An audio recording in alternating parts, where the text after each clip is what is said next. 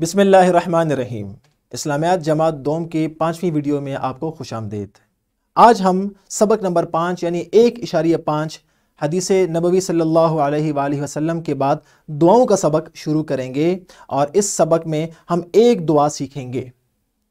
इस वीडियो में हम सबक और उसकी मश्क का खुलासा आपके सामने रखेंगे ताकि अगले असबाक से पहले आपको ये अच्छी तरह मालूम हो कि अगले असबाक में आप किन चीज़ों को सीखने जा रहे हैं। तो चलते हैं आज के तारुफ की जानिब।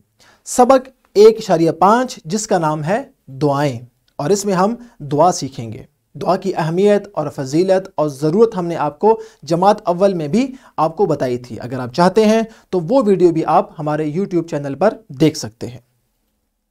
सबक का पहला लेक्चर है और सबक है तारुफ सबक। सबक के आगाज से पहले उसके हासिलात ताल्लुम यानी SLOs को देखते हैं। इस सबक का एक ही SLO है और वो है वालिदैन के लिए दुआ को तर्जुमा ज़ुबानी याद करके अपनी रोज़मर्रा ज़िंदगी में पढ़ने के आदी हो सकें। यानी गोया कि यहाँ पर आपने 3 काम करने हैं। नंबर 1, आपने दुआ को याद करना है। नंबर 2, उसका तर्जमा याद करना है। और नंबर 3, अपनी रोज़मर्रा ज़िंदगी में पढ़ने का आदी बनना है और आपने हर रोज़ इस दुआ को पढ़ना है। उसके बाद अगर हम सबक की बात करें तो आपकी किताब के सफ़ा नंबर 15 पर एक पूरा सबक और इसका पहला पेज मौजूद है। चलिए देखते हैं कि आपके सबक में कौन सी अहम बातें मौजूद हैं। सबसे पहले तो ये QR कोड सबसे ऊपर आपको नज़र आ रहा है और इसी की मदद से आप ये वीडियो देख रहे हैं और इसी QR कोड में हम इस सबक का खुलासा आपके सामने रख रहे हैं। उसके बाद है हासिलात ताल्लुम, जिसमें कुल 3 चीज़ें हैं जो हमने अभी आपको बताई हैं। उसके बाद है दूसरा QR कोड जो कि इस सफ़े के बिल्कुल इख्तिताम पर आपको नज़र आ रहा है। इस QR कोड को जब आप स्कैन करेंगे तो आप सीधा आ जाएंगे ज़रा सोचें से मुताल्लिक सवालात में।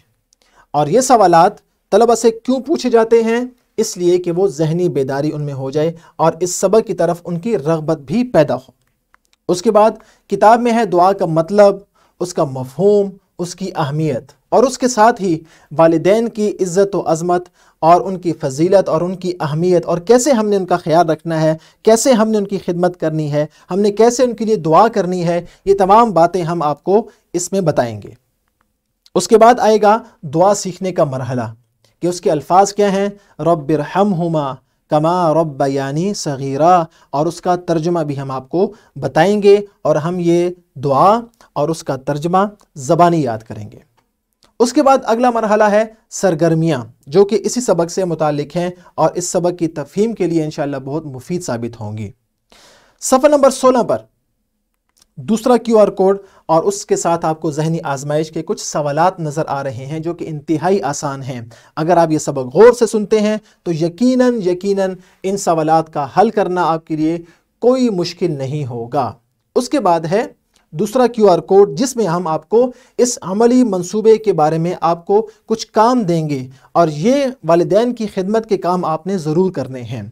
आपने ऐसा चार्ट बनाना है अपनी कॉपी पर, अपनी डायरी पर, और आपने हर रोज़ आपने ये अमली काम करने हैं कि आपने किस रोज़ आपने वालिदैन के लिए दुआ की और आपने किस रोज़ वालिदैन की कोई खिदमत की। आपने यहाँ पर लिख लेना है। हमने इंशाल्लाह पूरे हफ्ते ये अमली मंसूबा करना है और जिस दिन आप वालिदैन के लिए दुआ करेंगे या उनकी खिदमत करेंगे आपने यहाँ पर वालिदैन के दस्तखत करवाने हैं। ये इंशाल्लाह बहुत उम्दा अमली मंसूबा होगा और इससे इंशाल्लाह आपकी दुनिया भी बेहतर होगी और आखिरत भी अच्छी होगी इंशाअल्लाह ताला।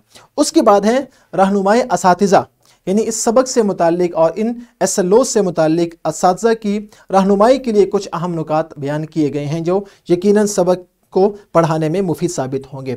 और साथ ही आपको नज़र आ रहा है मज़ीद पढ़ने का एक लिंक जिसमें 2 लिंक मौजूद हैं जो कि इसी सबक से मुताल्लिक हैं। अगर आप इन लिंक्स को देखते हैं तो यकीनन ये आपके लिए मुफीद साबित होंगे। ये था सबक का खुलासा। इंशाअल्लाह अगले सबक में हम बाकायदा इस सबक का आगाज़ करेंगे।